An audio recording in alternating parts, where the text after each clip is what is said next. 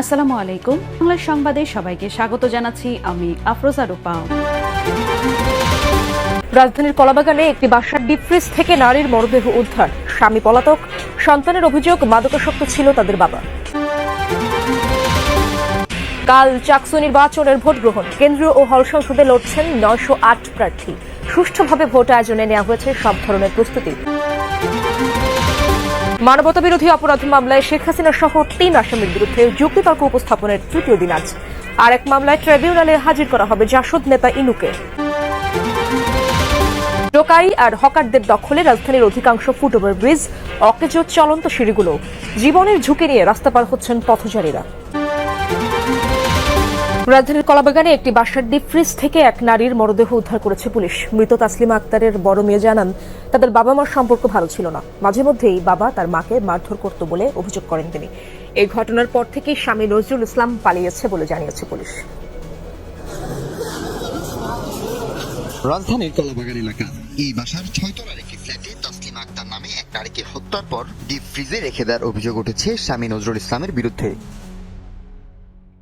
নিহত তাসলিমার মেয়ের অভিযোগ, তার বাবা মাদকসেবী ছিলেন। মাঝে মধ্যেই ঝগড়া করতেন তাসলিমার সাথে, মারধরও করতেন। আমার আব্বু আমার মাঝখানে সবসময় আব্বু বেশিরভাগ সন্দেহ করতো আম্মুকে, আর আমার বাবা নেশা পানি করতো। তো ওনার সন্দেহ ছিল যে আমার মা অন্য বাহিরে কারোর সাথে সম্পর্ক আছে, তো এই নিয়ে সবসময় তাদের ঝগড়া চলতো। তার অভিযোগ, গতকাল রাতে তার মা তাসলিমাকে হত্যার পর ডিপ ফ্রিজে রেখে দেয় নজরুল। পরে সকালে মেয়েদের নিয়ে বোনের বাড়িতে রেখে আসেন। মুখে গামছা বাইধা মাথায় আঘাত করছে, আর আম্মুকে কাট করে শুয়ে পুরো ডিপ ফ্রিজে রাখছে। তো খোঁজাখুঁজি করতেছে নাই, পরে বলতেছি চল তাদের দিয়ে আসি বিন্দান, তোর মা তো চলে গেছে। পরে দেখতেছি, পরে ওইটা বললে ওদের বাসা থেকে বের করে আরেক ফুপির বাসায় দিয়ে আসছে। পুলিশ জানায়, খবর পেয়ে বাসার তালা ভেঙে ডিপ ফ্রিজ থেকে উদ্ধার করা হয় মুখ বাঁধা মরদেহ। আমরা লাশ উদ্ধার করেছি, লাশ পোস্টমর্টমে আমরা পাঠিয়েছি মামলা প্রক্রিয়াধীন। অভিযান অলরেডি আমাদের টিম কাজ করছে। আমরা যত দ্রুত সম্ভব তাকে আমরা আইনের আওতায় নিয়ে আসবো। এরই মধ্যে থানায় মামলা করেছে ভুক্তভোগীর পরিবার। অভিযুক্ত নজরুলকে দ্রুত বিচারের আওতায় আনার দাবি তাদের। রাত পোহালেই চট্টগ্রাম বিশ্ববিদ্যালয়ের কেন্দ্রীয় ছাত্র সংসদ চাকসু নির্বাচন, যেখানে কেন্দ্রীয় ও হল সংসদে লড়ছে 908 প্রার্থী। মোট ভোটার 27,516 জন।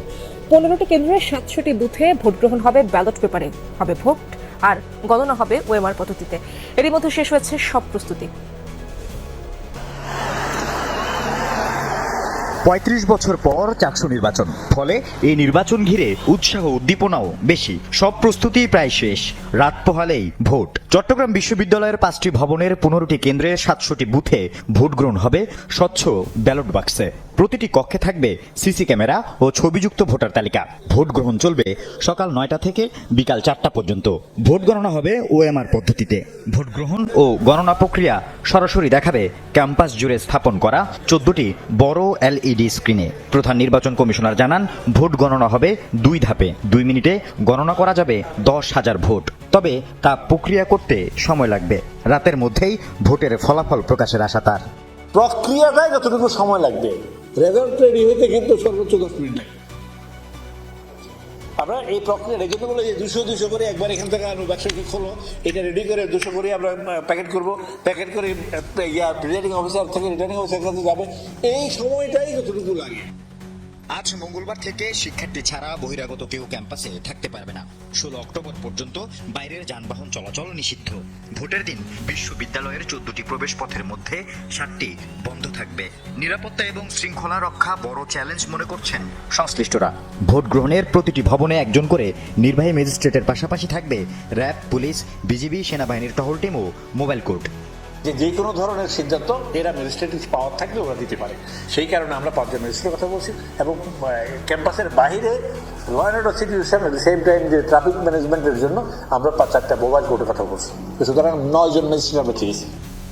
1981 সালে চতুর্থ চাকসু নির্বাচনে একক সংখ্যাগরিষ্ঠতা পায় ছাত্র শিবির। 1990 সালে শিবিরের একক আধিপত্যের বিরুদ্ধে সর্বদলীয় ঐক্য করে 12টি ছাত্র সংগঠন জয়ী হয় বেশিরভাগ পদে। এবার কারা জয়ী হয় সেটা দেখার বিষয়। ছাত্রদল, ছাত্র শিবির, বাম দল, ইসলামী দল সমর্থিত প্যানেল সহ মোট 10 প্যানেল ছাড়াও ভোটে লড়ছেন স্বতন্ত্র প্রার্থীরা। সোমবার রাত 10টায় শেষ হয়েছে প্রচারণা। এবার কেন্দ্রীয় সংসদে 415 এবং হল সংসদে 493 জন সহ মোট প্রার্থী 908 জন। মোট ভোটার 27,516 জন। চট্টগ্রাম বিশ্ববিদ্যালয়ে সর্বশেষ চাকসু নির্বাচন হয়েছিল 1990 সালে। রাত 12টায় শেষ হতে চলেছে ডাকসু নির্বাচনের বর্ণাঢ্য প্রচারণা। দীর্ঘ 3 দশকের বেশি সময় পর এই নির্বাচনকে ঘিরে অনেকটা উৎসবের আমেজ রাজশাহী বিশ্ববিদ্যালয় ক্যাম্পাসে। এরই মধ্যে সব প্রস্তুতি সম্পন্ন করেছে নির্বাচন কমিশন। ভোটের দিন ক্যাম্পাসে মোতায়েন করা হচ্ছে 2000 পুলিশ, থাকছে 3 স্তরের নিরাপত্তা বেষ্টনী।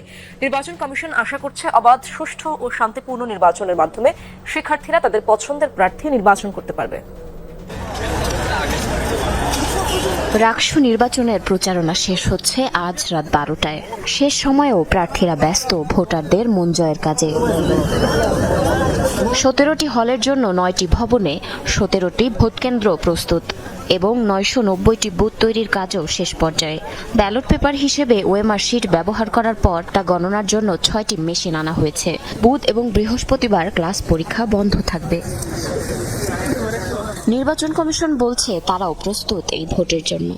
আমাদের যে নির্বাচন কমিশনের একটা টিম আছে, ওই নির্বাচনের দিনে কোনো পরিস্থিতি তৈরি হলে তারা আইন আচরণ বা এই ধরনের ভঙ্গ হলে তো আমাদের সেই টিমটাই কাজ করবে।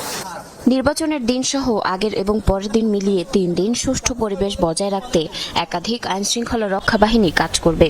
নির্বাচনকে কেন্দ্র করে ক্যাম্পাসে মোতায়েন থাকবে 2000 পুলিশ, 12 প্লাটুন র্যাব এবং 6 প্লাটুন বিজিবি সদস্য। নির্বাচনের পরিবেশ নিয়ে কোনো আশঙ্কা নেই বলে জানিয়েছেন আইনশৃঙ্খলা বাহিনীর কর্মকর্তারা।